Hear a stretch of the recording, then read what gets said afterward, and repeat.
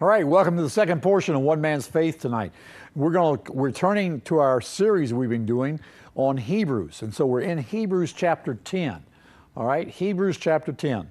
It starts and says, "For the law, since it is only a shadow of the things to come, and not the very form of things, can never, by the same sacrifices which they offer continually year by year, make perfect those who draw near. Otherwise, would they not have ceased to be offered, because the worshipers, having once been cleansed, would no longer have a conscience of sin? But in those sacrifices there is a reminder of sins year to year, for it is impossible for the blood of bulls and goats to take away sins. Therefore, when he comes into the world, he says, 'Sacrifice and offering you have not desired, but a body you have prepared for me. In whole burnt offerings and sacrifices for sins you have taken no pleasure.' Then I said, Behold, I have come. In the scroll of the book it is written of me to do your will, O God." So we'll stop right there. All right, so he has been giving us comparisons between the law and grace, okay? And the tabernacle, we've been looking at the tabernacle that was on earth versus the tabernacle that's in heaven. Jesus did not come through as a priest and work within the tabernacle on earth. He became a priest after the order of Melchizedek and went through the tabernacle that's in heaven. All right, different order, different temple. Change of priest meant change of covenant. All right, we've seen all of that so far in our study on Hebrews. And now he continues on and he says, "For the law, since it is only a shadow," and we looked at that last week of that tabernacle in heaven being a shadow of the one that was built on earth, or the one on earth was a shadow, of the one in heaven. And we talked about how it was laid out, and that on the one on earth, the altar of incense was within the holy place, but the one in heaven, the altar of incense, is in the Holy of Holies. And why the difference? I believe it's because its purpose was to be the essence of prayers coming up to the Lord. And so it should have been inside the Holy of Holies. But because men had to take care of it and continually put coals and new incense on it daily, it had to be in the holy place so they could get to it. Because nobody was allowed to go into the Holy of Holies except once a year. The high priest did, and only after he was really prepared to do it.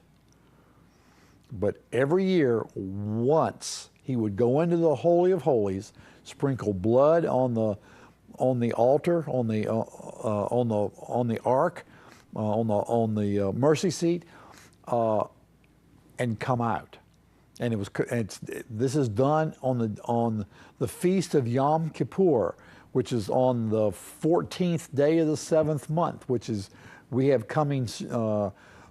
The 14th, the 7th month always falls the end of September, October, in that time frame. So he's saying that it's only a shadow of the things to come, and it can never, by the same sacrifices which they offer continually year by year, make perfect those who draw near. All right, it can't because it's not a perfect sacrifice. He says, and he goes on and says, if it was perfect, then there'd be no need for doing it anymore. Once it was done, it wouldn't have to be continually offered. Just as Jesus, his blood was only offered once because it was the perfect sacrifice. And so he's showing that the law could not bring about perfection. What the law did was show that there is transgression. because if it tells us do not murder, do not commit adultery, do not commit incense, do not rape, do not bear false witness, do not steal, honor me, honor your mother and father. All these things are in the law, and once we see them, then it brings about transgression in us when we do them, and we will. It shows us that those things are wrong and that we can't do them any longer, okay? But the sacrifice for those things, for those sins, can't totally wipe out our, what this calls, consciousness of sin. Until we are born again, we have a consciousness of sin. Once we are born again, in other words, once we've accepted Jesus as Lord, then He wipes it away. And we're going to see that here in just a second. And He says, but those sacrifices, there is a reminder. By those sacrifices, there is a reminder of sin year by year. He's talking mainly the atonement sacrifice, which is done each year. By doing it, it's saying, listen, we've sinned. And that's what he's saying there. And he says, it's impossible for the blood of bulls and goats to take away sins. Okay? Therefore, when Jesus came into the world, he says, sacrifice and offerings you don't desire. All right? But I have come to do your will. All right? There's a two parts there. Now, this is Psalm 40, verses 6 through 8. Sacrifice and offerings you have not desired, but a body you have prepared for me. In whole burnt offerings and sacrifice for sins you have taken no pleasure. Then I said, behold, I have come to do your will, O God. He was coming to do His will. That is to put away the continual offering of sacrifices year by year. In verse 8 he says, after saying above, sacrifices and offerings and whole burnt offerings and sacrifices for sins you have not desired, nor have you taken pleasure in them, which are offered according to the law. Then he said, behold, I have come to do your will. He takes away the first, sacrifices and burnt offerings, in order to establish the second, I have come to do your will. By this will we have been sanctified through the offering of the body of Jesus Christ once for all.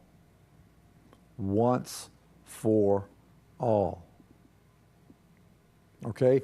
Jesus' blood covered all the sins once for all. Once for all. And he goes on and he says, every priest stands daily ministering and offering time after time the same sacrifices, which can never take away sins. But he, having offered one sacrifice for sins for all time, sat down at the right hand of God, waiting for that time onward until his enemies be made his footstool. In other words, once he made that sacrifice, that was it. He would never offer another sacrifice. And he sat down. That means he rested. That means there's no works involved. All right? He doesn't have to keep doing it. Only that one time. Waiting until his enemies be made a footstool. Now, if he's sitting waiting, who's making his enemies a footstool? You and me. You see, we are his body, right? The church, those that call upon Jesus as Lord and make him Lord of their life, we are his body. He is the head. The head tells the body what to do. My head doesn't do anything but maybe speak and blink. It's my body that does the work. It's my body that feeds the rest of me. You see what I'm saying? If I didn't have hands, I couldn't pick up something to feed my face, which then goes in to feed the rest of the body. The body is to do the work. The body is what's supposed to make his enemies footstools for his feet. You and I have a specific job to do, and that is to bring his enemies, in a sense, into submission unto him. Amen? That's what we're called to do. We've got to get that concept. We're not just sitting waiting for heaven to come to earth. It's already here. Thy kingdom come, thy will be done on earth as it is in heaven, remember? Jesus even said, if you see me cast out demons, then the kingdom of heaven is at hand. The kingdom of heaven is here. So our job is to make frenemies. If I can use that term, we're to make frenemies. We're to take his enemies and make them friends by showing them the way to walk. That's our job, you and me. That's what we're supposed to do.